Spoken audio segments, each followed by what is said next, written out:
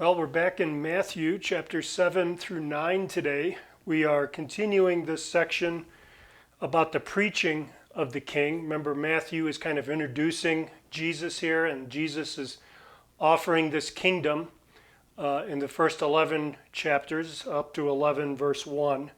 And then in this section, we have Jesus is preaching, the preaching of the king. And then starting in chapter 8, we'll see the power of the king. So that'll be coming up here in our reading today. But let's take a look at chapter 7. Last time we were just in the Sermon on the Mount and talked about how that was specifying for the kingdom a new character for those who are in the kingdom, a new calling for them, new conduct. And then now, starting in chapter 7, we're talking about a new course for their life. So we began talking about how they were transforming their piety. That continues in their practice, that continues through the first 12 verses of chapter 7. So again, their practices, common things like judging. He starts in chapter 7.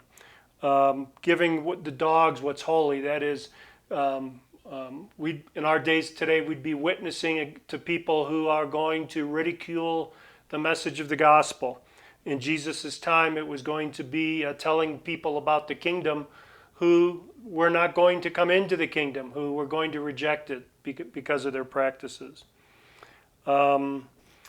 He sums it up, this change of practice, in verse 12, a kind of a famous verse. So whatever you wish that others would do to you, do also to them, for this is the law and the prophets. This is what Jesus has fulfilled, the law and the prophets, and we're living in light of that fulfillment and living in light of what Jesus has taught here, even though we're not in the kingdom yet. Starting in verse 13 of chapter 7 then, we see a new course. We're given a choice several times between two different ways. Enter by the narrow gate, he says in verse 13. For the gate is wide and the way is easy that leads to destruction. He's challenging us. He's challenging the original hearers, and he's challenging us to do the right thing, to choose the right way. Verse 15, beware of false prophets. So here's a warning. Who come to you in sheep's clothing, but inwardly are ravenous wolves.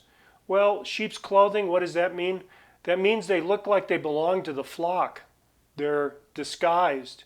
They come in saying pious words, perhaps coming into leadership positions. Paul's going to warn about that in Acts chapter 20. Peter warns about it in 2 Peter chapter 2. That there are going to be false teachers among you, that they're going to come in among you and they're going to sneak in. Jesus is warning about that here. Verse 21, not everyone to me that says to me, Lord, Lord, will enter the kingdom of heaven. Scary words here. But the one who does the will of my Father who is in heaven. Here's the dividing line. The dividing line is not on what we know. It's on what we do with what we know. That's what Jesus is saying here. He's talking about that last day when his kingdom is set up. He's going to talk about this again in Matthew chapter 25. But right now he's talking about on that day when his kingdom is set up. Many will come to me and say, Lord, Lord, did not we prophesy in your name and cast out demons in your name and do many mighty works in your name? So there's going to be a whole line of people that said, Jesus, we were doing all these things in your name. And what will Jesus said? I'll declare to them, I never knew you. Depart from me, you workers of lawlessness. Oh my. Someone's going to be very disappointed on that day. Those people who have disregarded God's word, but just acted, maybe on the basis of emotion, maybe on the basis of a false teacher. They were duped. They've disregarded the warning not to follow a false teacher. So again, Jesus is looking at everyone who hears these words of mine and does them in verse 24. Again, it's not just what we know. It's great that we're reading through the Bible.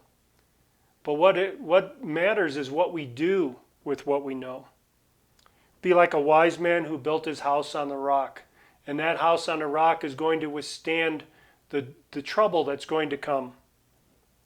Jesus finished these, and the crowds were astonished in verse 28. So this closes up Jesus' first sermon. If you have a red letter edition of the Bible that is with Jesus' words in red, you'll notice in Matthew there's 5 big sections of Jesus' words in red. This was the first section. This was his preaching here. And then we move into chapter 8, and we start a new section about the power of the king. This is going to come out as we go through the other Gospels, but Jesus does a lot of teaching, a lot of preaching, and then he does miracles.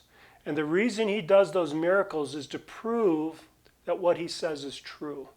He knows we're weak. Remember, he's coming into a world that's been horribly corrupted by sin. And he knows our weakness. So he provides this record of his miracles to verify what he said. So beginning in chapter 8, we have this section about healing, chapter 8, verses 1 through 17. And we have a leper being healed in verses 1 through 4. And you recall yourself from your own reading from Leviticus. Leviticus chapters 13 and 14 talks a lot about what is a leper. It's not Hansen's disease as we understand it today, but it's different types of discoloration of the skin and very detailed analysis that the priests had to do. And it's interesting that when Jesus heals this man, he tells him to go back to the priest. Let me find it for you. He said, "See that you say nothing to anyone, but go, show yourself to the priest and offer the gift that Moses commanded for a proof to them," in verse 4. Go back to chapters 13 and 14 in Leviticus and look at that gift. The priests were supposed to inspect him, verify that he had been healed, then offer a gift to God. What's going to happen in Jerusalem, remember Jesus is in Galilee right now, they're going to send men from Jerusalem to check this out. Here's a man in Galilee who's healing lepers, and he sent them to Jerusalem for the priests to verify it. And they're going to be sending someone, and we'll see that, I think we'll see it today, but we'll see that when the delegation arrives, and they're very skeptical. So verses 1 through 4 of chapter 8, we see this healing of the leper. In chapters 5 through 13, or verses 5 through 13, we see the healing of a centurion's servant. Very interesting here. This is a Gentile. This is a Roman soldier. Israel right now is under Roman occupation. They are occupying force. The other Gospels will tell us something about this centurion, but what the focus is here is that the centurion understands that Jesus has authority. Verse 9, "For I too am a man under authority, with soldiers under me, and I say go, and this one goes, and to another come, and he comes." And he understands Jesus has that kind of authority as well. This man's believing. He's believing Jesus. He's believing what he's saying, and Jesus is astounded by his faith and says something very interesting in verse 11.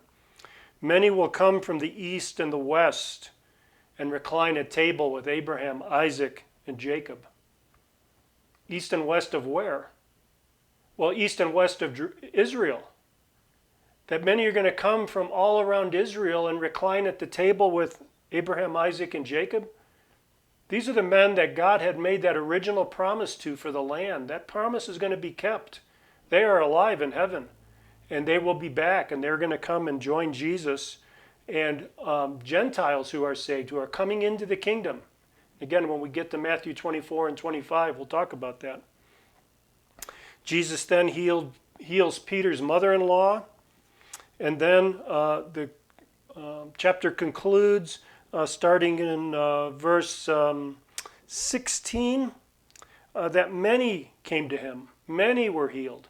So we see this great healing right after Jesus' discourse here, this Sermon on the Mount, demonstrating that everything he talked about, he has the power to bring about. So we see this healing coming up. then something very interesting happens. We go from healing to discipleship to power, to demonstration of his power over nature to discipleship. So this section here is about Jesus' power, his demands, and the demands on his disciples. So let's look at that. The demands of discipleship in verses, let's see, let me look at my notes here. I have 18 to 22, but I don't think that's right. Well, yeah. He said a crowd came and he gave orders, and a scribe came up to him. So this is one of the men who are expert in the law. A scribe came up to him, "Teacher, I will follow you wherever you will go." And Jesus doesn't start playing "Just as I am" and invites this guy to walk the aisle and be baptized. Jesus warns him off. Jesus tells him that following me is going to be a life of deprivation. Foxes have holes. Birds of the air have nests, but the Son of Man, that's how Jesus refers to himself, the Son of Man has nowhere to lay his head. So he's warning him of the demands of discipleship, the deprivation that's associated with it. And then another one comes up, another of his disciples. This is somebody who has been following Jesus for a while. And he says to him, "Lord, I want to follow you." And he says, "Hey, let me go bury my father first, and I'm going to come back after you." And Jesus says, "What?" He says, "Follow me and leave the dead to bury their own dead." Not only does discipleship demand deprivation, but it demands radical separation from a normal way of life, radical separation from even family. We're going to see in Luke chapter 8 how a group of women in verses 1 through 4, I think, of Luke chapter 8, followed Jesus and supported him out of their own money.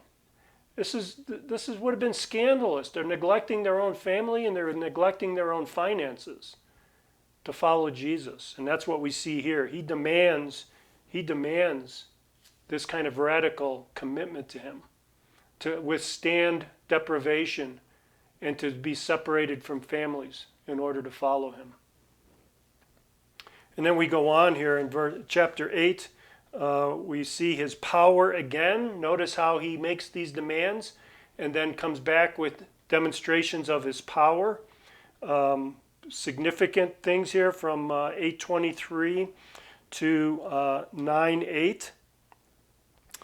Notice in chapter 9, let me point this out too, that they brought this man to Jesus, and he was a paralytic. They wanted Jesus to heal him.